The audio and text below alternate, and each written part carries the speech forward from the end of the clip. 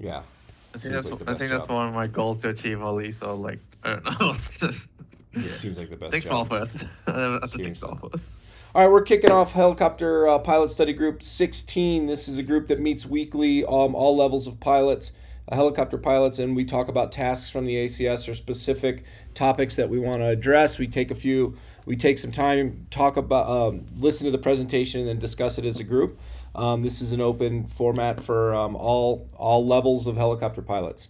So welcome. This week we have Michael Triana. So it's CW3, yeah, CW3, warrant officer, pilot in command, many other titles. In the Army now, flies a Black Hawk, and he's going to teach us a little bit about mission packets and kind of traditional navigation, which we're excited about.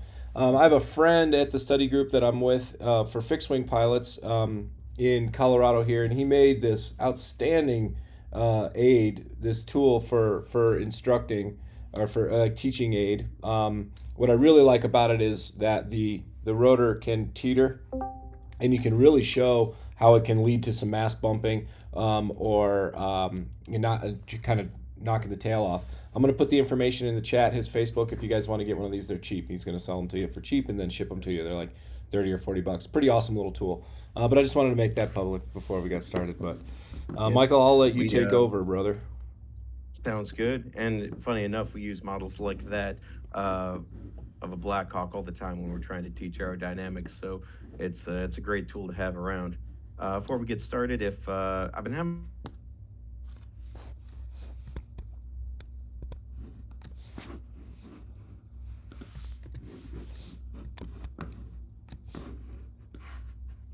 I think Michael was going to say that he's been having connection issues. a little bit about pilotage, dead reckoning. Connection issues, yeah. You had connection issues, but you predicted that, I think. Yeah. Hey, yeah, it would seem so. That's okay. Am I lagging behind in audio or what's going on? Yeah, you just froze for about 5 seconds there. Okay. Probably just a connection issue Cool. then. Internet, that is. So, anyways, I'm CB3, Chief Warrant Officer 3, Mike Triana. Today I'll be teaching you a little bit about how the Army runs its plans its missions, a little bit about pilotage and dead reckoning, and at the very end of this, I'll go over a practical example of what a pilotage planned route versus a dead reckoning planned route looks like on SkyVector. And we'll be going from Waco to College Station, and then College Station to Temple. So with that, let's begin. A lot of what I will be referencing today comes directly out of the Fundamentals of Flight. That's TC3-04.4, which is a Army manual. Now this manual is approved for public release. Distribution is unlimited, so everything that we talk about today can be found in this manual. Now, before we get going, let's cover a couple of definitions here. So what is the difference between pilotage and dead reckoning? Pulling up a simple definition online, pilotage is aerial navigation by visual identification of landmarks, or the use of landmarks to guide a vessel or aircraft to its destination.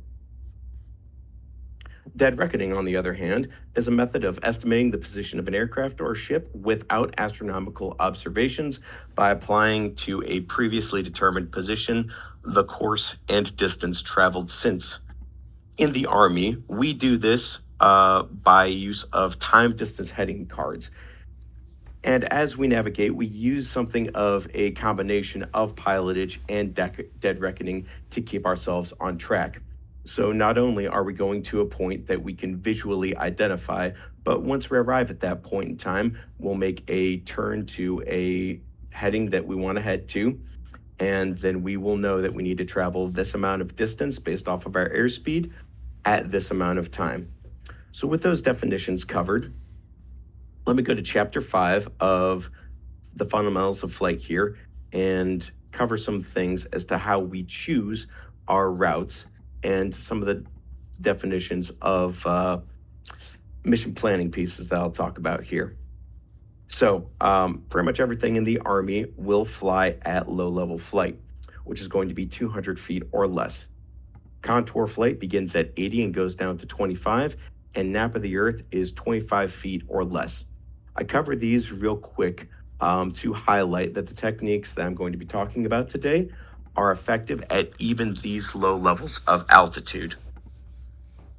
Now, to be effective with visual navigation and utilizing time, distance, and heading, we need to identify good air control points.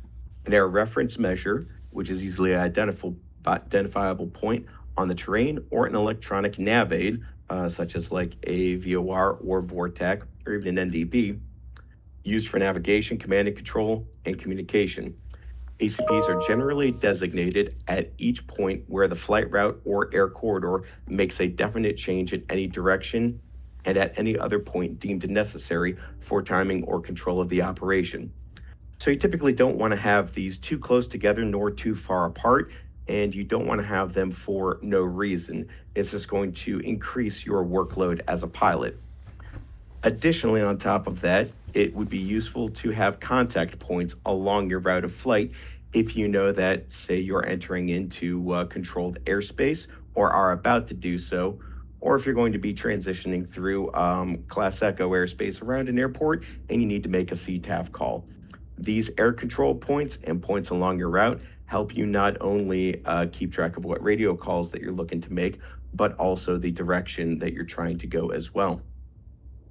Speaking about selection of air control points, ACPs should be 5 to 20 kilometers or nautical miles apart. And this is going to vary upon the level of map that you're using. So if you're using something closer to like a sectional, which is what, 1/500,000, I believe, is a jog is 1/250,000. Yeah. The larger your scale, you want to switch from using kilometers to nautical miles. We, as tactical aviators, typically fly off of a 1/50,000 map, sometimes as large as 1/100,000. And when it's that small of distance, we stick with kilometers, especially since our supported ground force understands kilometers versus nautical miles.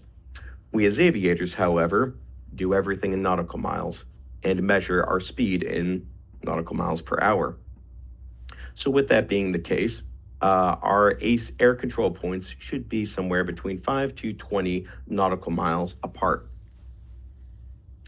On your route of flight, you will have a start point and a release point. The start point is where you start your timing and where you start your navigating, and your release point should be the last point on your route prior to landing. These points should be 3 to 8 kilometers or nautical miles from your landing or takeoff area, or as the Army calls them, your pickup zone or your landing zone. Now that we've gone over some basic definitions, let's get right into that mission packet. And just to make sure that we're all on the same page here, y'all are able to see as I switch screens on my browser, correct? Yes. Yeah. Yeah, I can see it says unclass redacted. Like, oh, okay. Yes, indeed. I took the time to scrub it today to make sure that there was nothing sensitive on here. I've switched over to the presentation view. Is that still showing correctly? Yes. Yes. All right, excellent. So this mission packet that we're about to go over was from Operation Pegasus Charge, a training event that we conducted last year here at Fort Hood. So as you can see on the front here, this is our cover page, and it covers everything from the airport diagram, our route overviews, where we're going to land, and even our alternate routes as well. We even have some space here at the bottom for where we plan on refueling and reference to some immediate contingencies. And if at any point in time the screen fails to keep up with the presentation, let me know and I'll go back over things and make sure that y'all are following along. First in our packet, we have the timeline. And as you can see here, we plan things down to the gnat's ass on when we're going to show, when we're going to brief, when we should be starting up, doing our engine checks, taxiing out, and arriving at our pickup zone. We even have this split up between Serial 1 and Serial 2, which in this case happened to be 2 Blackhawks and a Chinook for each serial. The timing for this to separate and provide airspace deconfliction was accounted for in the planning process, and you can see that by the different times that we have allocated for the takeoff of Serial 1 and Serial 2. And this is just a continuation of that timeline, going all the way down to when we finish our mission and we're wheels down back at Joachim de Fresne Army Airfield. This is our comms card. I've blocked out any of the frequencies on here so as not to share any sensitive information. But as you can see, there's a lot going on here. Up top, we have the different aircraft that are a part of our different serials. Serial 1, chocks 1 through 3, and Serial 2, chocks 1 through 3. Here we have all of the duties listed out of who's responsible for what in the air and on the ground. And we have the names of everyone that is in each aircraft, so that way the air mission commander, what I was training to be in this flight, can keep track of who is where, in what flight, and doing what at a time. The Black Hawk and Chinooks have at least 4 radios available to them, and we have frequencies set aside for each leg, for each set, that let us know who we should be talking to and the frequency that that's on. On the very right-hand side of the column, we have some extra useful frequencies that we could manually enter into our flight management system and who we would be talking to with them. At the very bottom here, on the right-hand side, you can see that we've even accounted for the time that we're going to be on the APU, Auxiliary Power Unit, when we're performing our comms checks, and we even keep track of when sunrise, sunset, moonrise, and moonset are, as well as having a quick reference for when we expect to be on the objective, which in this case was LZ Eagle.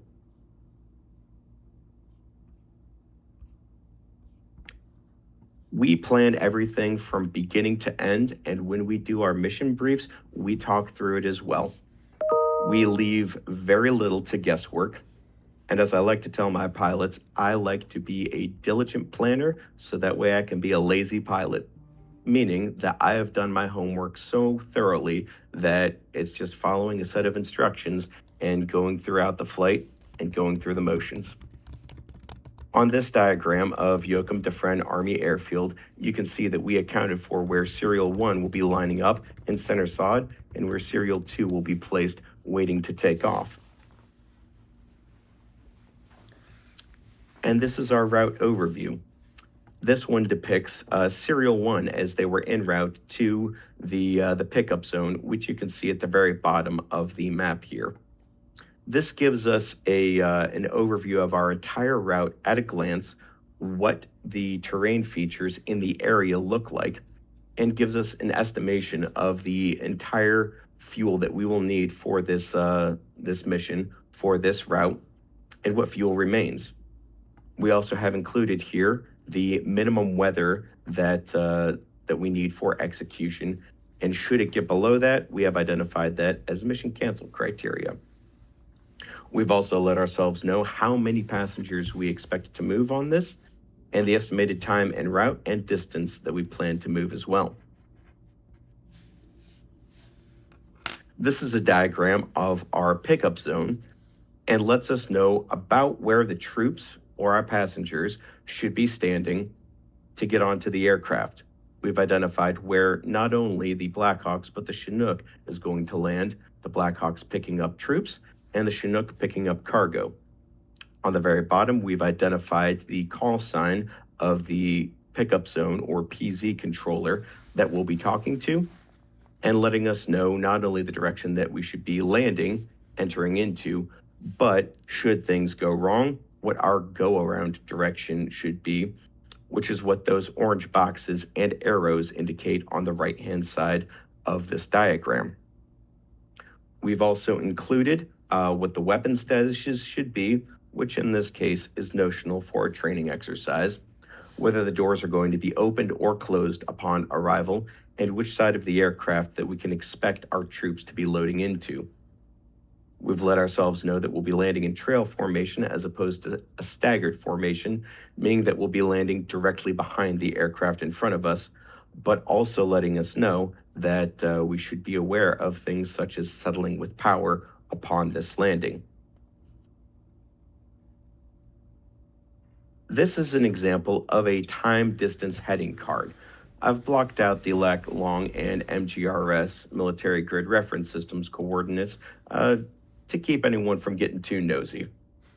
But you can see that we were taking off at Joachim de Fresne Army Heliport, and we've identified our release point, our pickup zone, which is going to be PZ Birch. We've accounted for a rotary wing delay of 10 minutes on our clock time, and then given ourselves ACPs along the way, points that we know that we're going to change heading, the distance that we need to, that we expect to travel along them, and the time that we think it will take to travel that portion of the route. It also counts down from what we expect to take off with as far as fuel goes, and lets us know how much fuel we should have at a bare minimum at each point. Doing this as a civilian, if you were to plan something so thorough, would let you know whether or not you need to turn around or go home or head off to a different airfield for refuel, the same way that you would with an Army aviator. And this is just a continuation of that same route, letting us know different points along there and whether or not we need to hold at this point for our objective, for our training objectives. A cherry ice call is something that we would get from a drone that was providing surveillance overhead, or from a gunship platform, letting us know it's safe to land or if we need to continue to hold. At the very end of our route is our LZ card, or landing zone card. This gives us an idea of where we should be setting down our aircraft. Now, this is a bit of pilotage here because we have identified some very easy to see features from the air, such as this road. We know that as we approach this, it's not a parallel, perpendicular road running to our route of travel, that shortly after that, we in Chalks 1 and 2 can expect to make a left-hand turn to land just past this road and offload our troops. We also know, without looking, that the Chinook is going to land near that Y intersection there and drop off their cargo and troops. And then this is that route that we just flew, following up and around Cherry Ice Point and going into the objective there. Now, covering the rest of this would be going over our alternate routes and would be a little redundant as it's very similar information, but I did want to touch on a couple things at the very end. In previous presentations, I've talked about inadvertent IMC and instrument flight in a helicopter. We plan for everything as Army aviators. We even include our most likely recovery points, which would be into Robert Gray or Colleen Airfield if you're looking up for the civilian identifier. And we even have a breakup plan stating that Chalk 1 is going to climb to 5,500 and maintain their airspeed, while the subsequent Chalks are going to turn to these headings and climb to these altitudes and adjust their airspeeds accordingly. So even if, in the very unlikely scenario, that all aircraft a part of this mission go inadvertent and in the clouds, we have a safe and effective way of recovering into that airfield. And this was something that was tested that day as part of my Air Mission Commander evaluation. And we all recovered and flew into Robert Gray on the ILS with zero issues and with no problems of deconfliction. So it's definitely worth getting your instrument rating. And if you practice these things, what would normally be an emergency procedure ends up being a mild inconvenience. In addition to that contingency, we plan for a number of other contingencies as well, things that may affect our mission, such as if the weather gets below its minimums, whether we have adverse winds as to where we're not going to be able to safely land or conduct a sling load operation. If we find that we've broken aircraft on a run up and we have to bump to another aircraft, we account for that as well as the maintenance delays and what happens when an aircraft breaks on the LZ if they run into some sort of maintenance issue in flight. So, Army aviators plan exceptionally thoroughly from beginning to end.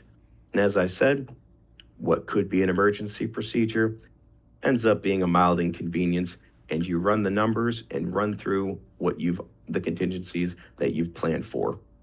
There are still some things, especially in our line of work, such as taking contact and getting shot up by adversary forces, that may force you to think on your feet.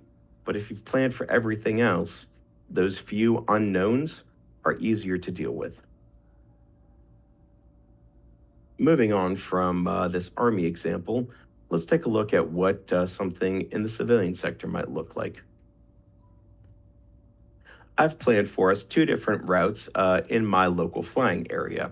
One will be an example of pilotage, and the other will be an example of dead reckoning. In this example, we'll be taking off from Waco Regional. I've kept some of the details a little bit vague, such as our speed and our altitude, but chosen something that would be appropriate for this route of flight.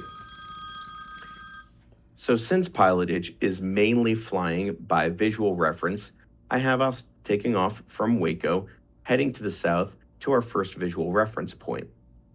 Now, we don't have much detail on this sectional chart, but if we flip over to satellite imagery,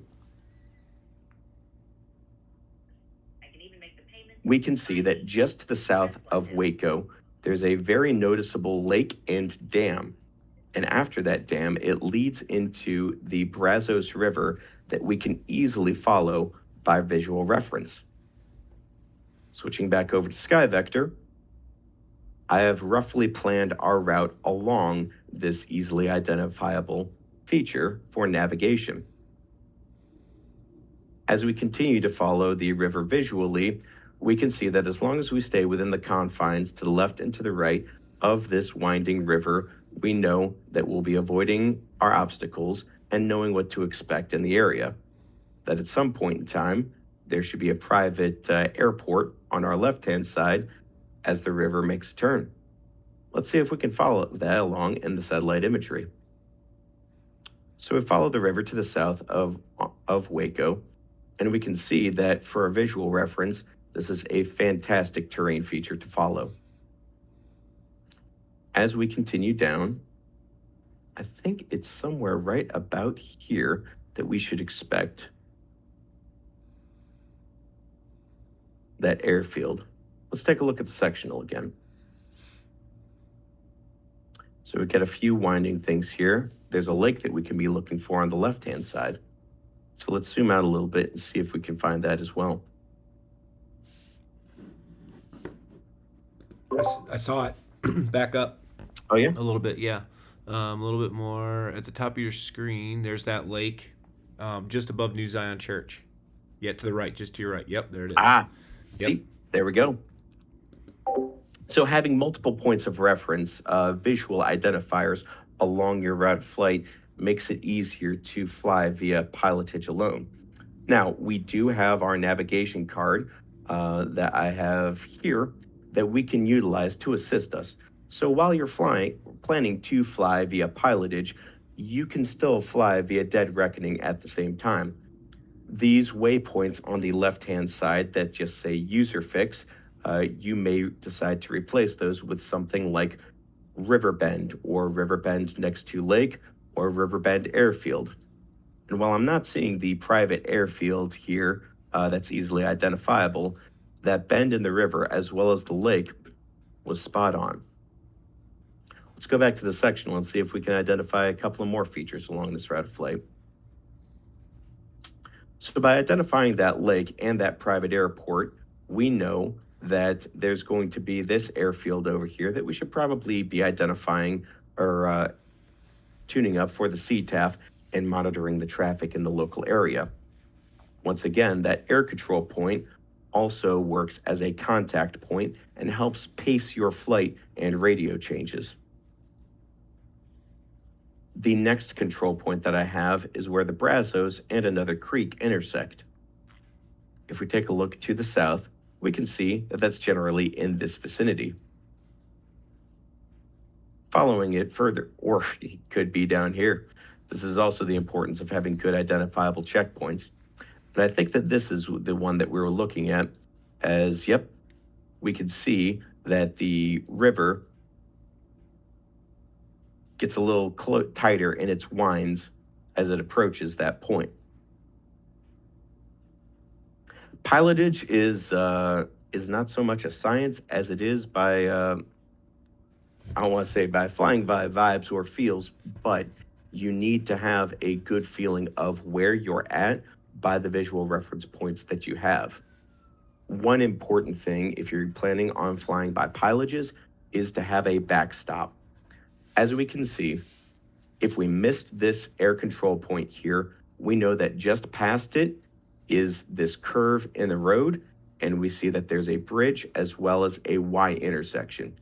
If we missed this ACP along our route of flight, we can almost guarantee that we're going to come across this and know, oh, I'm just past my ACP there. I'm a little bit further. I now know where I'm at. So it's better to build a self-correcting course as opposed to a ACP or route of flight that relies on a critical and hard to see navigation point.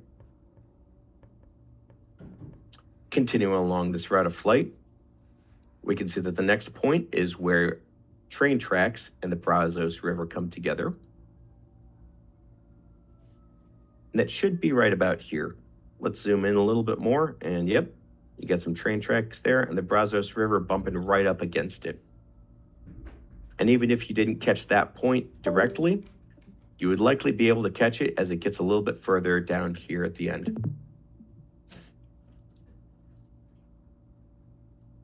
Continuing along our route of flight, we have another ACP just prior to entering into the Hearn Municipal Airport airspace.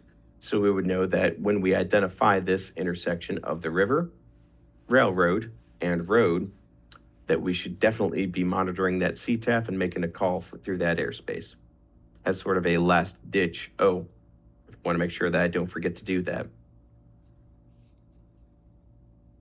And as we continue to follow the Brazos River all the way down, we can see that throughout the entire course of flight, this is a very easy to follow terrain feature. So much so that we can follow it almost all the way into College Station, KCLL, or Easterwood Airport. So as we continue to follow along this route, we see that it takes us directly into there, and that we would be able to make all of our radio calls and navigations based off of this one easily identifiable terrain feature. Now let's see how this differs when we go to fly by dead reckoning. In fairness, this is not 100% true dead reckoning, as there will still be visual identification points along the route of flight. However, the visual reference points that we've selected are fewer and farther between and easier to identify. We can see here that as we're taking off from College Station, we plan to make our takeoff to the north and a left turnout over this building. If we look at College Station, we can see that to the north and to the west, that it's going to be this very large building here. And I was able to identify this and confirm its location by the fact that it is just to the northeast of this nav aid here, which is depicted on the sectional.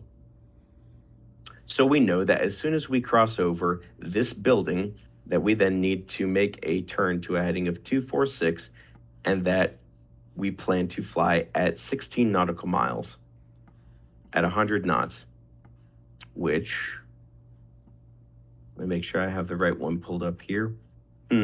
These are both to College Station. Give me 1 minute to change that out.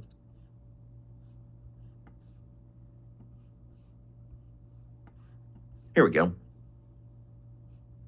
So, estimated at that time,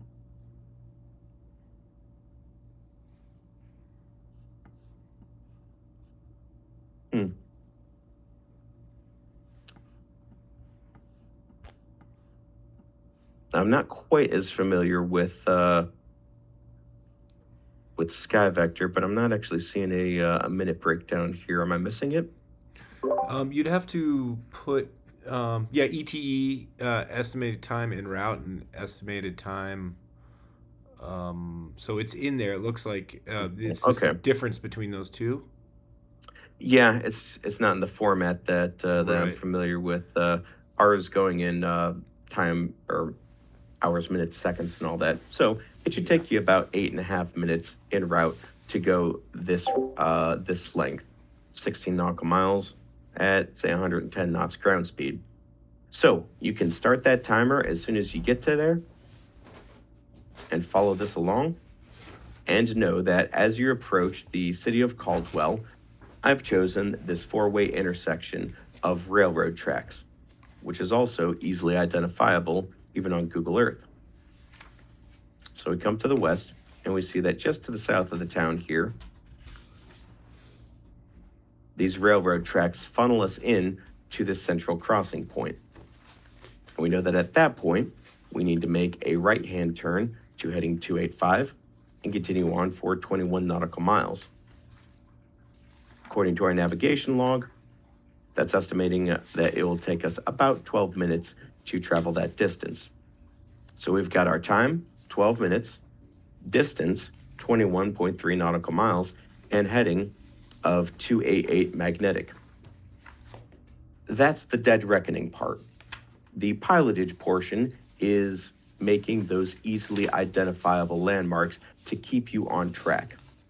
Now, if you were flying by, say, instruments, when you get to a navigation aid or intersection without any sort of easily identifiable visual reference, that's closer to true dead reckoning. So, as we are primarily VFR pilots, since we have the ability to fly by both, we use both to keep us on track. Continuing on with our route, I've planned us to a T intersection here, just to the north of these lakes to the west. We can see that as we continue to the west, these lakes are fairly easily identifiable. And though they're not as descriptive on this sectional, we can know that these, even from a slant distance, will be easy to identify, and that as long as we stay to the north of them, we will hit this highway that will bring us in to this T intersection here. Now, our turn point is at where this railroad makes a Y, but if all we see is this T for the highway, we'll know that we're in the general vicinity and need to make a right-hand turn to heading 323 and travel for another 24 nautical miles. Now, in this section, there are less easily identifiable landmarks to travel along with, but there's still a few that we know will funnel us into the right area. So if we go back to Google Earth, we can see pretty easily where this railroad makes a bend, where this creek intersects the road here, and we know that there will be a bridge over that creek. And again, if we find ourselves to the left or to the right of these references, we know that we should not be going any further to the west than this railroad, and that this creek, this little river, should be on our east or right-hand side. So let's zoom out and see if we can follow along with that. Now we're continuing to head to the northwest, and we know that it's going to be a minute before we get there, but we can see the little river start to come into view here. And if we handrail along that and keep that off to our right side, we'll start to see that road and the railroad come into view. And we know that this is our next turn point that will lead us into Temple. And so off of our navigation here, we know that as we reach that bridge, so specifically this one right here in the center of the screen, we need to be making a right-hand turn to 342 and travel for 12 nautical miles. And that'll take us directly in to the runway heading, landing there into Temple. And we can see that we have a bunch of landmarks that can keep us on track.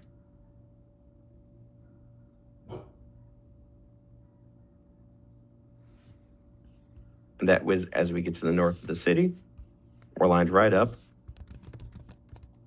for landing on runway 34.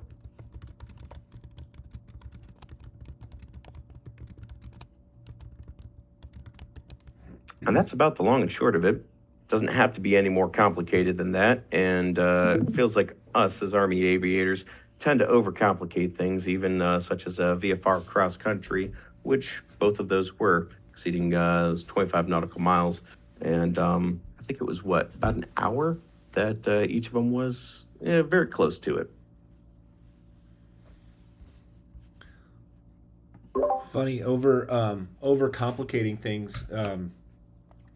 That's one of my questions is, in the commercial world, it seems like a lot of times the pre-flight planning to the level of the details at which you guys do it, a lot of that gets overlooked in lieu of the trust of navigation and technology. But we don't have we don't have anyone trying to stop us from doing what we're doing, really, right? So there's no bad guys that could be jamming our shit or shooting at us or whatever. I mean, we still have issues with things that could break, but how often does it come in handy to have that detailed planning? All the time. Yeah. Knowing that, even for a routine flight like that, knowing that, say, if I was going to fly by just pilotage, that all I got to do is keep myself within the left and right hand confines of this river. I just know I got to keep flying until I get closer to Temple. Yeah. And even though I have a moving map, I have to work a lot less if I got a good route. Yeah, I think I really like the saying. You have two sayings that I really like that I'm starting to adopt, and that is I like to do all my pre-flight planning in advance, so you can be a lazy pilot. You don't have to you don't have to freak out while you're in the cockpit trying to solve problems because you've already done those things in advance. You've anticipated all that. And then the other one is what would have been an emergency procedure just turned into a mild inconvenience. Yeah, I like both those a absolutely. lot. Yeah.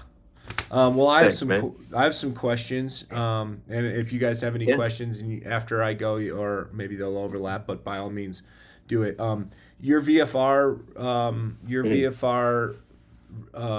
rules are 3 statute miles, generally 1,000 above, 500 below, and 2,000.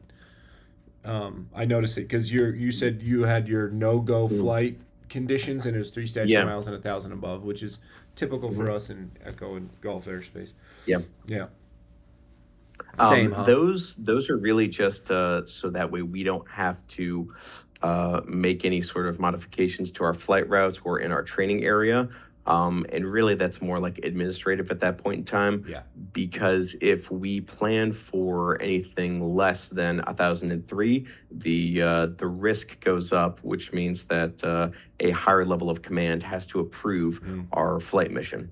And so it goes from being something that a company commander could say, go out there, have fun, to now the battalion commander has to get in and you have to brief your plan to him. Right. So just takes longer, right? More details. Yeah, and there's a lot of times that in a real world we'll fly less than that. I think it's the next level's like 702 is what a battalion commander can approve you down to, and you start getting less than that, and now you got to talk to the brigade commander and really have a good reason for wanting to fly in such shitty weather. Other than I just want to, that's not good enough. Yeah, no. I just want to go burn some government oil, man. Some Jet A. Half mile clear clouds, right? Yeah, fire it up. Next thing was that I had notes on was your satellite recon. So I really like the you called them departure zones, and not LZs, but pickup zones, pickup LZs zones? and PZs. Yeah, LZs and PZs. Yeah, so I like the pre-planning with the I think this would be useful for me too, but the pre-planning of the satellite image and then mapping out where you anticipate to land, even though you've never been there, you can get Yeah. some good views of it from space to give yourself a good. Now you don't know if it's sloped necessarily. You don't know. Well, Well, you do. if yeah, if we're Picking up if we're getting S2 GeoInt involved, they can give us Oh a yeah, very good breakdown of what the terrain and elevation is there. right. Um, You have better Only resources. really dealt with that when I was conducting operations in Afghanistan, doing deliberate ops, because it does take resources to like say, hey, we want a satellite to take a look here, Mm-hmm. and also to do terrain analysis Mm-hmm. on this area. But 9 times out of 10, that like a combination between a good map recon of like say 1/50K, which is going to give you the oh man grid lines, not the grid lines. Oh, why am I blanking on this? Contour lines. Contour That's lines, it. yeah. Yeah, yeah. So by reading the contour lines and taking a look at what the satellite imagery is Mhm. giving you, you can get a pretty good idea as to what the area is going to be like. So it's Nice. all about using the right maps, and then that satellite imagery really helps you get a good idea as to what the vegetation or the terrain is going to look like from the direction that you're approaching from. And you have the benefit too of sometimes guys on the ground that can kind of direct you in and say, "Hey, this spot's good or this spot's bad," right? If you're picking up troops or whatever, but not as much. If if we're picking them up, yes. Mm-hmm. But to be fair, more often than not, with the PZ controllers, if we see that they want us to land somewhere and we from the air see that like no, that's not good. Like we're gonna blow over some porta johns Mm-hmm. or blow over some tents. Yeah. We as pilots will do pilot things Right. and adjust our landing point to make sure that we're not causing damage or to ourselves, other people, or other equipment. So you have the advantage also of just high resolution satellites from the military, which are probably just far superior to anything that we have as civilians. A couple things that I want to note is we have satellite imagery in ForeFlight. We have Mhm. satellite imagery in Google Maps or on Yeah. Google Maps, but you used Google Earth.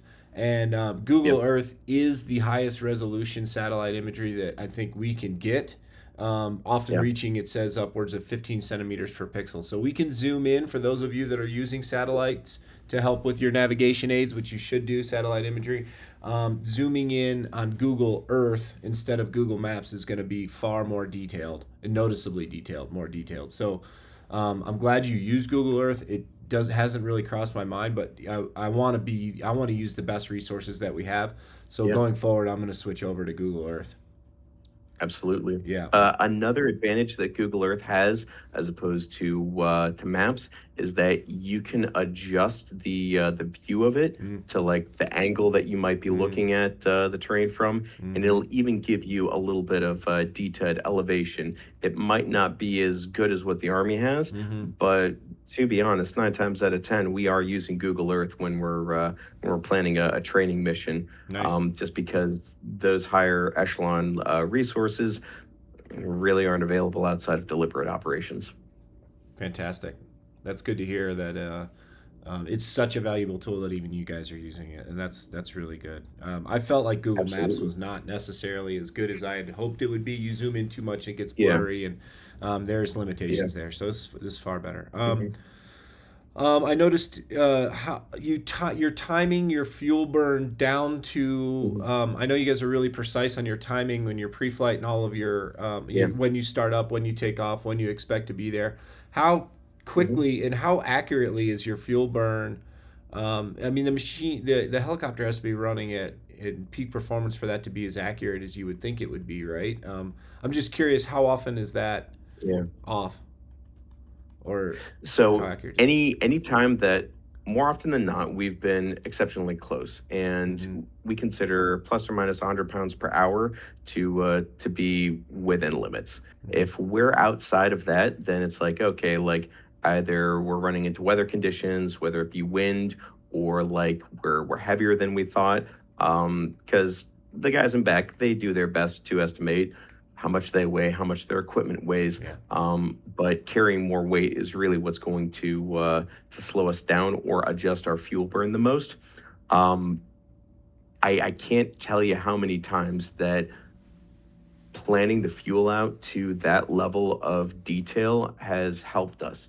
I remember one very large exercise, air assault, that I did when I was at Fort Bliss, and we were getting to the end of it, and it's like, oh, we're off the objective, we're on our way back, but at this ACP, we are like 50 pounds above what our bingo fuel should be, our bare minimum fuel to make it back. And so we just kept monitoring it. And like as the further we got along, it's like, okay, cool. We're lighter.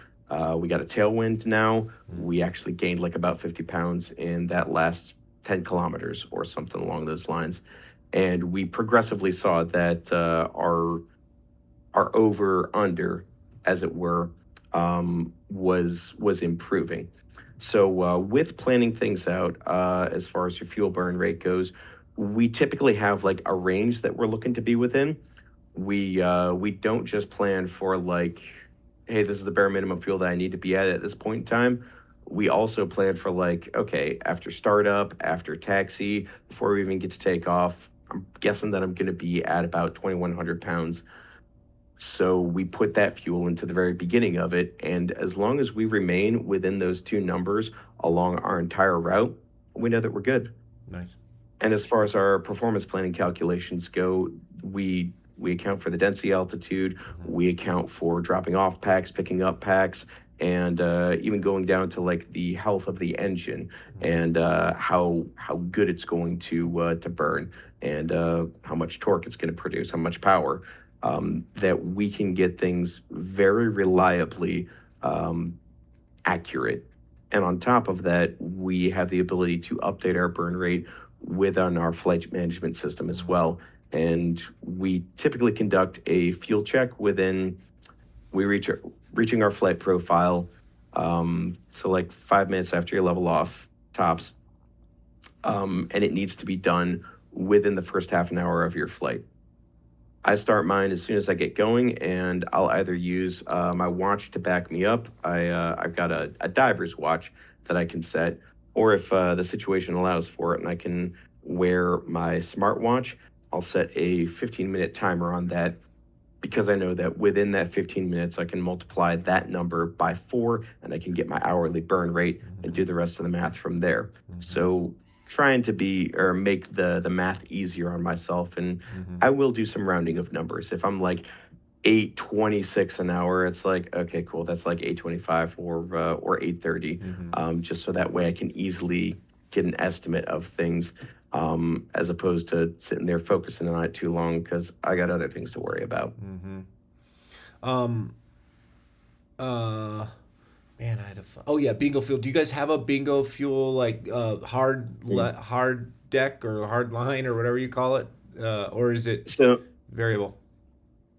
So it's the short answer is yes. Nice. It is mission dependent, because your bingo fuel out in the training area or out at your objective is going to vary between like if you're right near where you need to be. We abide by the 20-minute VFR reserve and the 30-minute IFR reserve. 30 minutes for if you're flying in an ICAO nation. But that fuel is reserved for when you're at your destination for any unforeseen delays or maintenance issues or anything that's kept you from arriving to your destination before you reach that mandatory reserve.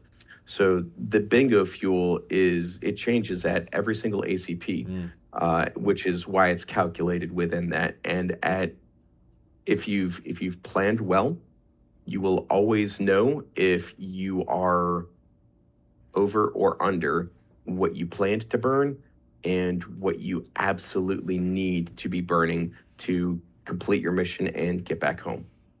I imagine at some point you want to get so good at it that you want to get that bingo fuel expectation down to like the pound or something, right? Or within a couple reasonable pounds, you're like, yeah, dude, we figured that one out to the, Oh, yeah. we dialed it, right? Like like I said, about plus or minus 100, we consider to be like within limits for our burn rate. Yeah. But that can be a fairly big difference. Is quite often our 20-minute reserve ends up being somewhere around like 350 pounds. That's it. Yeah. And you burn generally, would you say almost 900 or 1,000 an hour? Uh, Give or take, yeah. If we're lightly loaded, probably closer to like about 820. Mm-hmm. If we're heavily loaded, it can be upwards of 1,000. Yeah. You also said that pilotage is not is not an exact science. Dead reckoning is more of a science. It's like more precise, but Yes. pilotage is not an exact science. And you said I don't want to say it's like a gut or like a feeling or whatever, but I really like where Yeah. you were going down that thread, and I'd like to come up with a saying that makes sense, because I think Oh yeah. it is logic. It is not an exact science. It kind of Yeah. works for the aviator and what they can recognize as visual references. And some people have Right. maybe a little bit more inherent kind of, I don't know, disposition to follow like you do rivers. Some guys maybe are just like Yeah. train nerds and want to follow tracks or whatever it may be, Yeah.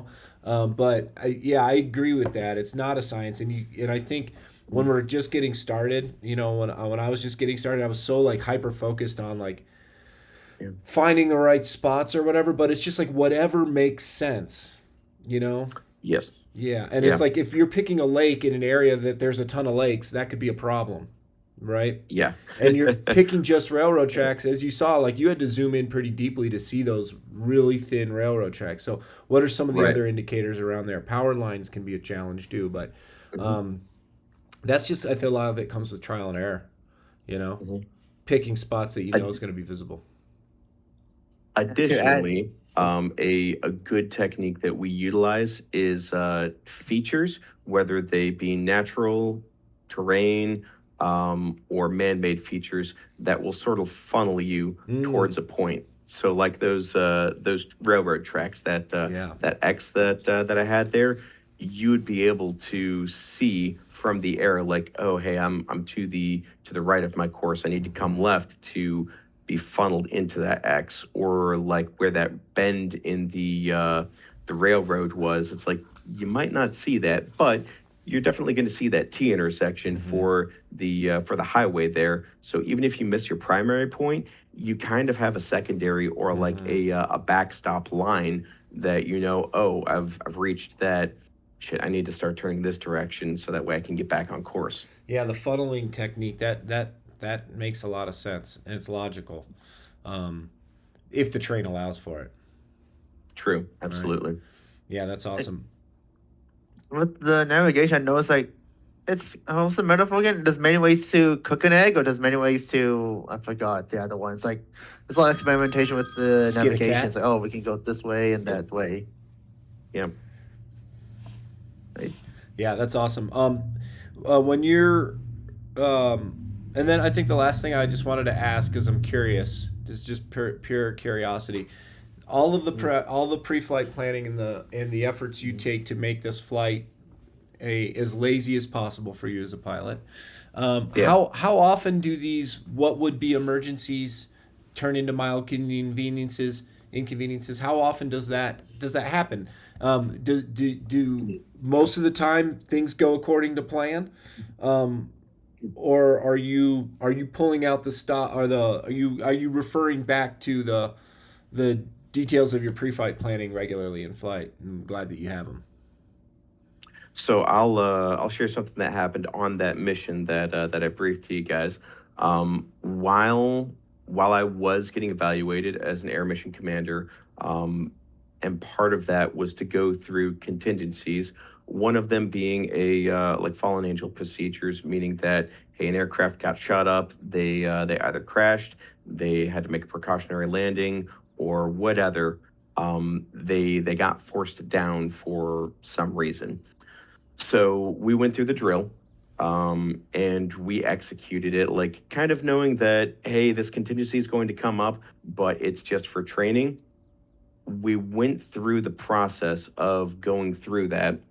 And then after they did their mock battle damage assessment, and we called out to the Tactical Operation Center and said, like, hey, we've got this going on. They're doing this, and sent up all the right reports. And the crew on the ground was like, okay, yeah, we took some damage, but it's not bad. Like, we can continue to go.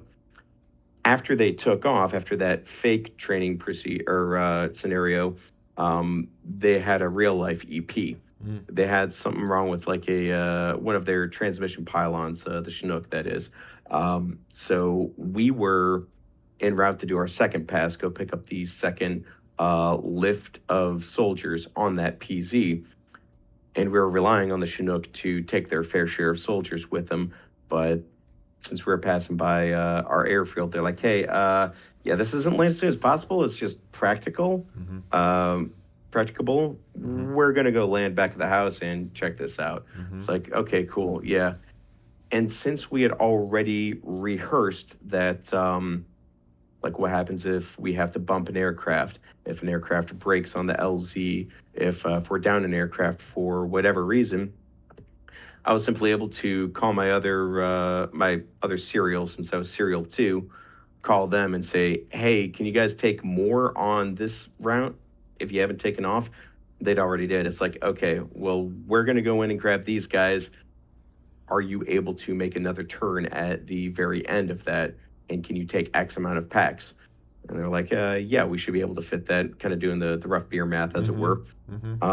And then knowing that, like, that we had already rehearsed, hey, what happens if? I was able to call the PZ controller, the ground force commander, and say, hey, sir, we lost an aircraft.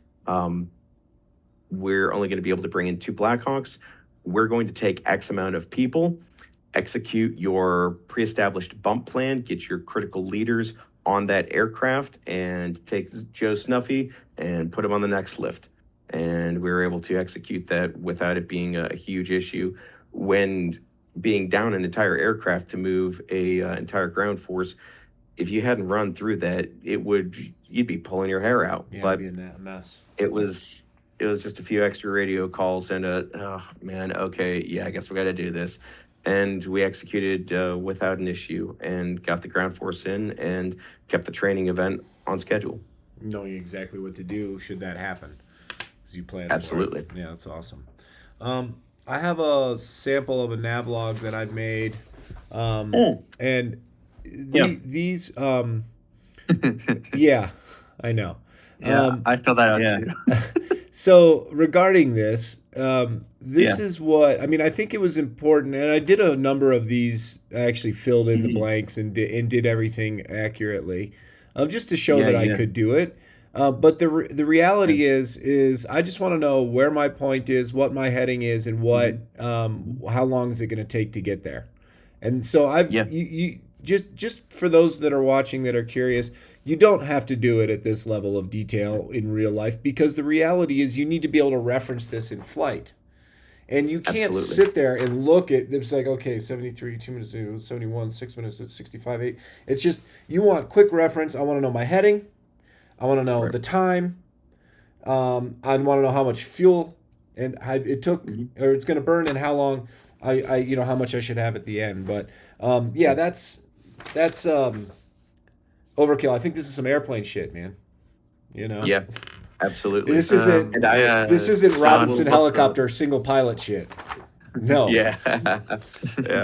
So John, for the fuel burn, I kind of dumbed it down because even though it says 2.65, I just I just rounded it down to 2 gallons to make my life easier. Or round it up.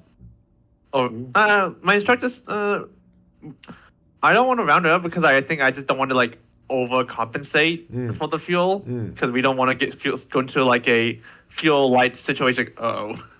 Oh, sorry, round down. Yeah, no, that makes more sense. Yeah, round down. Yeah. And for time, I don't know. I just rounded it down to dumb it down for myself. Yeah, you use 2 gallons instead of 2.5. Of course, yeah, that makes a lot. That makes a lot of sense.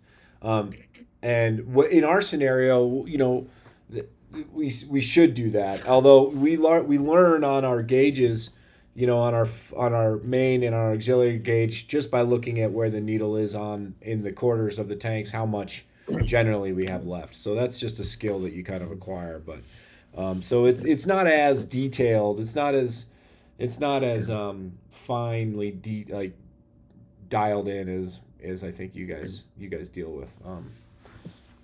Now, what I will say is that if you go through the process of planning something to that level of refinement, more often than not, I'm not referencing my TDH cards or my mission packet if I'm flying as flight lead, and it's because I've had such a tie-in with the mission and where I'm going and what I'm doing that really the only thing that I'm referencing on that TDH is what's my fuel at, because I already know what my turn points look like. I already know that, like, hey, when I'm reaching that lake, I need to be making a left-hand turn at this heading.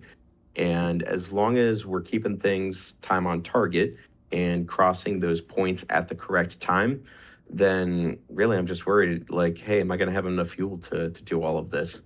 So by going so in depth and so into the weeds, by being that diligent planner, it once again lets you be a lazy pilot because you already know what you're doing and where you're going before you even get off the ground. Yeah, right. And so that might be a good point. I mean, getting this detailed may not be a disadvantage, but in flight, this is going to be harder to reference. So maybe getting details to where you understand the particulars of the flight. But when you're actually in flight, I have it. I fold it. I have, and I just have a very clear indication of what those things should be. So maybe it's a double thing, right? It's like, you make your flight plan, and then you make your actual in-flight flight plan. But Absolutely. Diana, go ahead. I have a question. Do you deal like when? I'm not sure if I heard it right, or like during your flight that you both have a physical, like a what's it called, a physical, like a pen and written notes, and then also you have a digital flight plan just in case, like, in case the electronic doesn't work, or somehow by weird luck that the paper flies out. Yeah, Mike, what do you Yes, do? and that has actually happened before. Oh, Packets have flown out the window of an aircraft more than a few times because in an operational environment, we typically fly with doors off. A lot of what we do has now transitioned to digital products, and there is some contention in the community over which is better because, well, quite frankly, dead trees don't run out of battery. But we do still fly. If we have a tablet and we got our mission packet on there, we'll still have a knee board with paper and with a pen. So if we do find ourselves in a situation of like, hey, this thing's running out of battery, you can quickly take some notes and jot down the key points that you want to keep you on track. So it's we try to take the best of both worlds in that respect. I also wanted to put in that I was flying, and as I'm flying, summer's coming up, the iPad will shadow, and it happened to me on the stage check. Luckily, on the stage check, I do carry that map. Then I could use that map, but still, it will happen. It's good to have a double thing, but you're not going to be using it every single day in training. But if you're going to be doing something like across country, having something to know kind of where you're reference to those like frequencies that you need to use, who to call for help, you can need it. Yeah, absolutely. To add in, I also had I was flying a flight with my instructor. I brought like the sectional chart. It was very difficult to like read off the charts because where are you? Okay, I'm just guessing at this point. So then I was like, okay, I should probably just use my ForeFlight and strap it onto my strap the phone to my knee board to probably make next test run. So I have flown off of paper maps in training. Man, I remember the first time doing that in basic warfighter skills and having my book, which is a bunch of maps folded up with the Australian fold method. And they would have us draw out our flight route, kind of like what you saw there on SkyVector. And you would have that reference for like, hey, my ACPs are here. This is where I plan on turning. You got your time distance headings all there written out on the map itself, to where you don't even need that TDH card, and you can navigate just solely off of what's written on your map. So rather than just trying to like look at the map and be like, I took off here and I think I'm over there, you know exactly at which point in time like you should be where and turning and doing what if you got it written out in advance. Yeah. One thing I want to say, Nathan, is that it's a pretty well accepted technique in the industry for established pilots to not do this. And I'm not saying that it's right or wrong. But while you're training and getting to the point where you are becoming a competent navigator, this is an essential skill to learn early Yeah.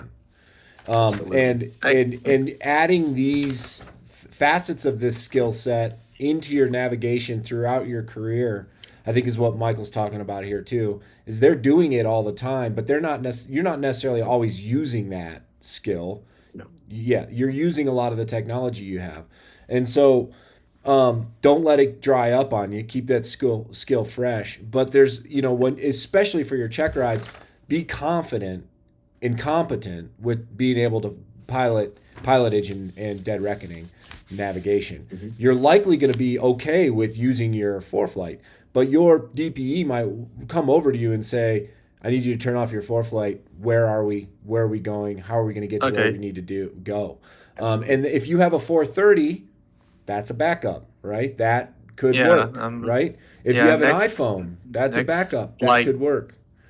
But you should have your flight plan planned, and you should know all your waypoints and pilotage and dead reckoning for your cross country. I think I already have all the waypoints sorted out.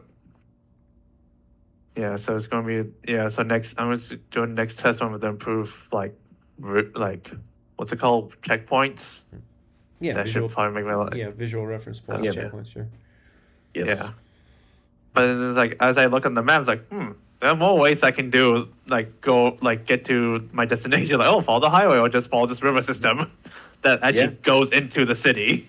Yeah. Absolutely. Now, and utilizing that satellite imagery in addition to the to those visual waypoints that are on the sectionals, you can then get an idea, like a mental picture as your chair flying it, like, hey, I'm coming up on whatever the name of this visual reference point is.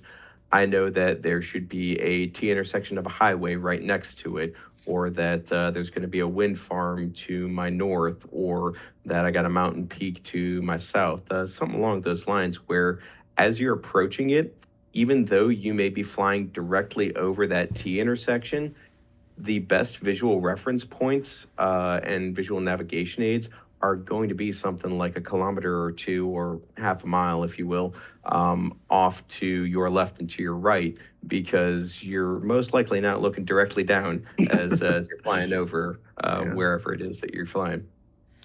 I had a DPE. I kind of went around, not a direct straight magenta line to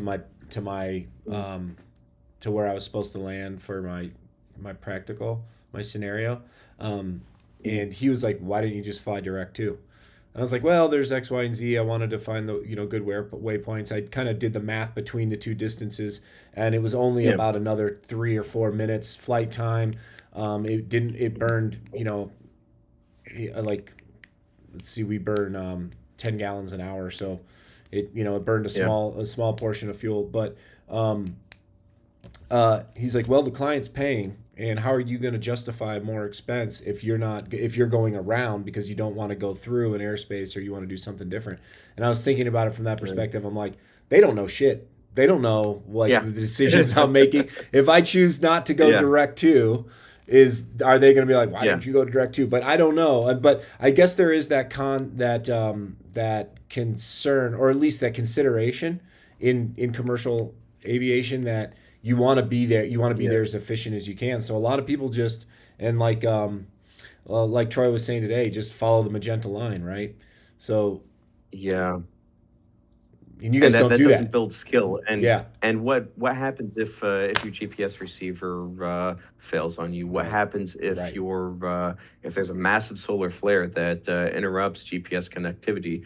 I'd rather take a couple of minutes or a slightly longer way around that has easy visual reference points that I can follow the entire way and back myself up with the GPS rather than be reliant upon the GPS. And if it goes out, I have a harder time determining exactly where I'm at. We always plan for failure in Army aviation, and we back ourselves up constantly with multiple redundancies. And there's a reason you guys do that.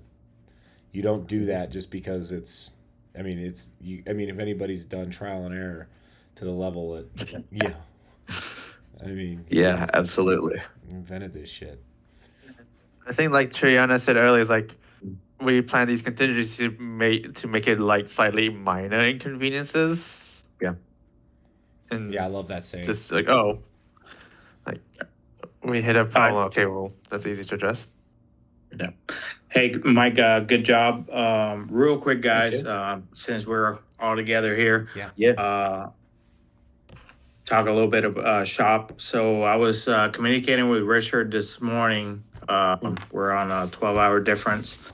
I did invite him to this thing, but I guess maybe he forgot it or we got busy or whatever.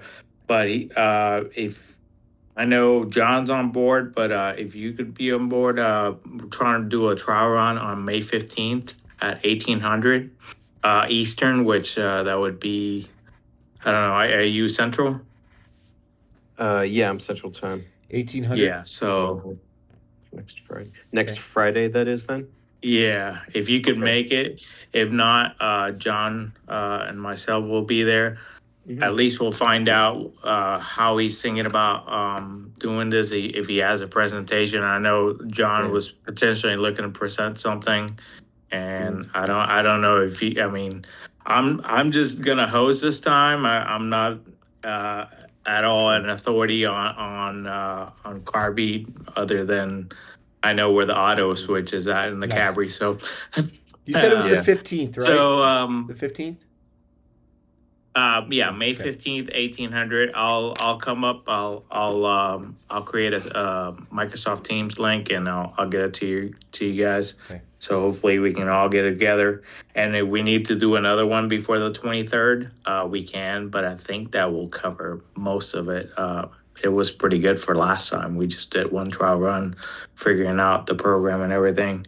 Yeah. And then just kind of go from there. So, but yeah. Jay, you said that was Easter 1800 Eastern Daylight Time. Yeah, it would be Eastern. Cool. So because he's in Malaysia, so he is 12 hours from me. Yeah. So I don't know. When you guys are, I got John over in Mountain, and you're Central, right? Yeah. Okay, so that's why I try to keep it on the one I know, and like it gets confusing enough with him because he's already a day ahead. He's like so like he was asking. I was like, yeah, we have this thing tonight. It was in the morning for us when I was talking to him. I was like, it's tomorrow for you, but tonight for us, you know. So yeah. Anyhow. So cool. Yeah, hopefully we'll do the trial run and everything will go good. When you get the description up on the FAA site or wherever you're going to promote it, let me know. I'd like to get it up on the group chats and stuff. It's already up. Oh, will you send it to us? If you go, I can send you the. Put it in the what the spans have. I have Jay just signed up. Jay Bunning signed up, and I have two others that have signed up already. Nice. The FAA is going to start promoting it in about 2 days. So May 9th, they'll start bombarding. They're going to send like 15,000 emails. Yeah, that's on the FAST. And then through FAST, right? Yeah, good. Yeah, so and do it in the Max Performance channel and just put that information in there so we all can reference it. Okay. Yeah. And you said that's Jay, that's May 23rd. What time we starting that? May 23rd, 1830, I believe it's what's Eastern. listed. Yeah, I have 1630 Mountain. Okay, so that would be 1730 for me. Okay, cool. That's awesome, Jay. Great. Thanks for getting that going. I'm looking forward to it. Yeah. Does anybody want to make any problem. more comments about navigation, nav aids, and stuff before I wrap up the Yeah, the yeah. I'm recording? just curious. Yeah. So like, I was just so is this like, I was going to ask like how much too much information is becomes like too much for the flying, because I was discussing with my instructor. She said like she could suggest like, oh, strap your phone to the kneeboard. Mm. But then I also have the Garmin on the R44. Is it 3 navigational items like it's a little bit too much? Like, oh, you got No. 3 sources of information is great, but does it really help you Yeah. in a sense or not? Yeah. No, absolutely. You have your backup paper nav log. You have your main reference, which is either your phone or your iPad. And then I always put in on the 430, I always put in if I'm not going to a specific airport, I put the airport that I'm going back to. So if I pick up and land at the same spot, I'm putting that airport back in and then flying around, because it'll always take me home. And if I'm going to a different airport, I always put that airport in before I take off too, because it shows you the frequencies, it shows you your ground speed, it shows you time to destination, till it shows you how far out you are. So the 430 is really valuable little tool. It seems antiquated, but it's still got quite a bit of information in there. Yeah. Because I don't want to be too dependent on ForeFlight. As you said earlier, the DPU might say dish that. Just fly with the stuff you have. So get comfortable with those other two as well. That and the 430. Use the 430. Get confident. Get proficient with turning the dials, going where you need to go. There's a nearest feature in there, and you can scroll through. I use that. Yeah. We both. It's really I think nice. for the next long cross country flight is we're going to use the FPL tool on the Garmin.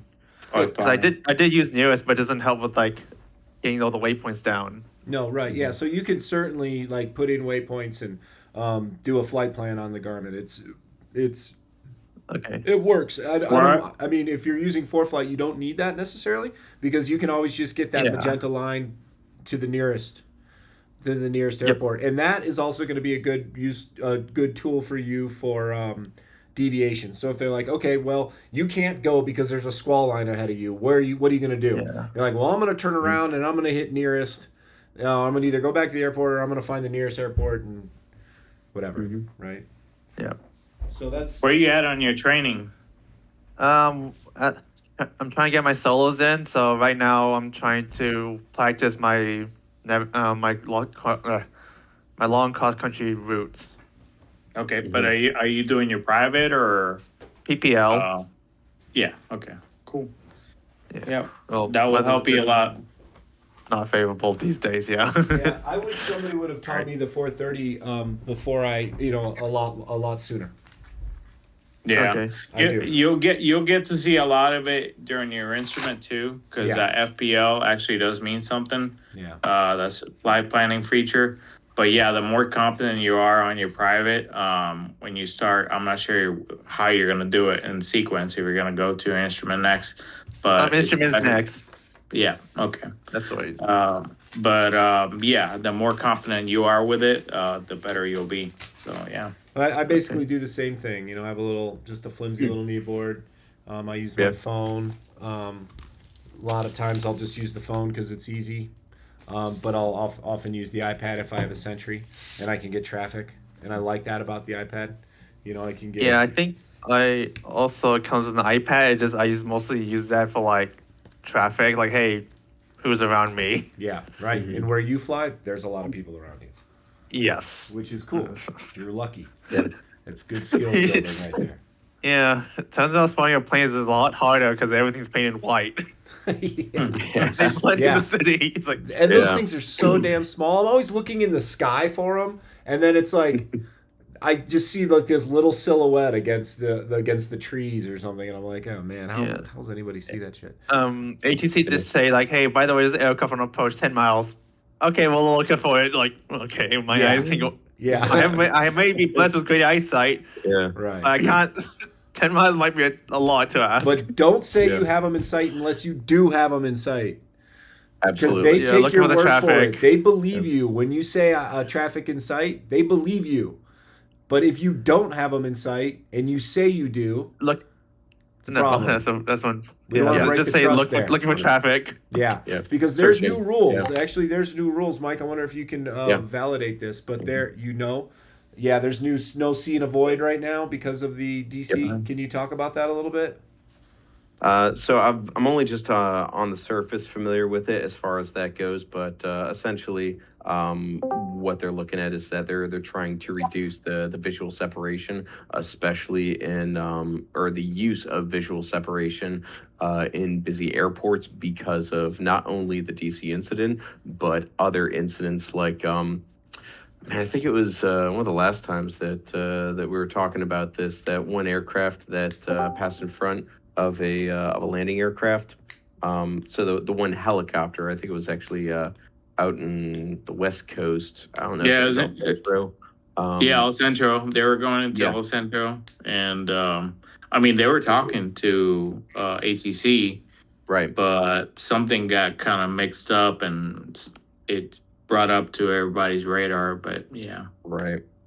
And so in instances like that, because I think that was a Class Charlie airspace, really in places that are busy, that are controlled, because like to take off out of Class Charlie, you need a VFR clearance to depart.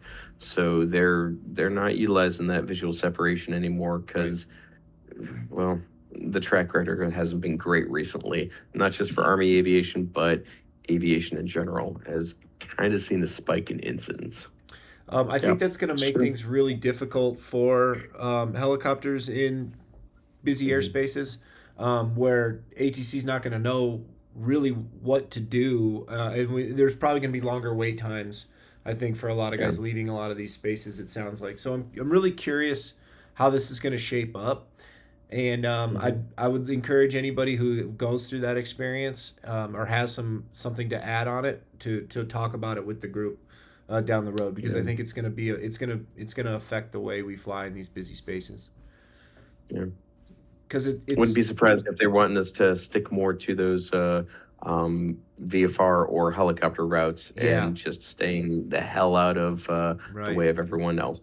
The problem is they don't have those. They don't have a lot. There's a lot of places where those aren't in place, but the maintained visual separation is now gone. So what do they do when Yeah, I'm curious.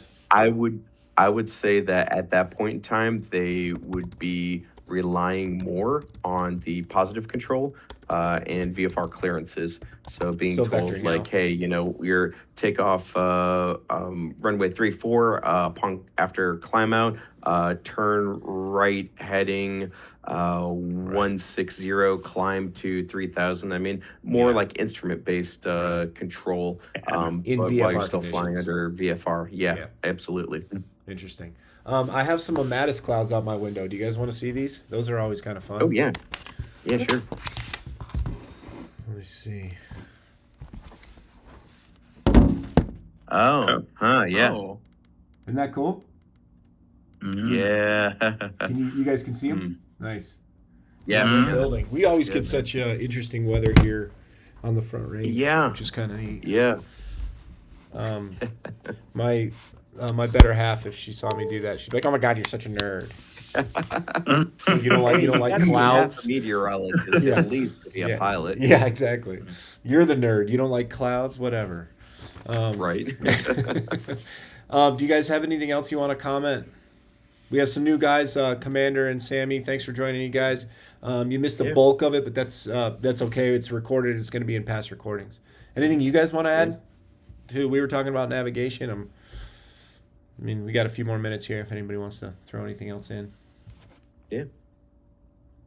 Next week I have it scheduled for I don't have it actually scheduled for next week. I was thinking maybe later in the day on the 15th after we do our thing.